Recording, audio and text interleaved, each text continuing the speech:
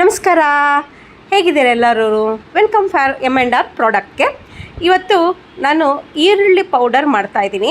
ನೋಡಿ, ಈರುಳ್ಳಿ ಎಲ್ಲ ಕಟ್ ಮಾಡಿ ಇಟ್ಕೊಂಡಿದ್ದೀನಿ ಮತ್ತು ಇದನ್ನು ಪೌಡ್ರ್ ಮಾಡ್ತಾಯಿದ್ದೀನಿ. ಫ್ರೆಶ್ ಈರುಳ್ಳಿ, ಇದನ್ನು ಡಿಹೈಡ್ರೇಟ್ ಪೌಡರ್ ಮಾಡ್ತಾಯಿದ್ದೀನಿ ಮತ್ತು ಮಿಷಿನ್ಗೆ ಹಾಕ್ತೀನಿ ನಾನು. ಆನಿಯನ್ ಪೌಡರ್ ಏನಕ್ಕೆ ಯೂಸ್ ಆಗುತ್ತೆ ಅಂದರೆ, ಸೂಪ್ ಯೂಸ್ ಮಾಡ್ತಾರೆ. ನಾನ್ ವೆಜ್ ಪ್ರಿಯರರ್ ಆದರೆ KFC ಮಾಡಬೇಕಾದ್ರೆ ಅಥವಾ ಕಬಾಬ್ ಪೌಡ್ರ್ ಮಾಡಬೇಕಾದ್ರೆ ಈ ಪೌಡ್ರ್ ಮಿಕ್ಸ್ ಮಾಡಿದ್ರೆ ತುಂಬ ಚೆನ್ನಾಗಿರುತ್ತೆ. KFCಗೆ onion powder, garlic powder, ginger powder add ಮಾಡಿ KFC ಮಾಡ್ತಾರೆ.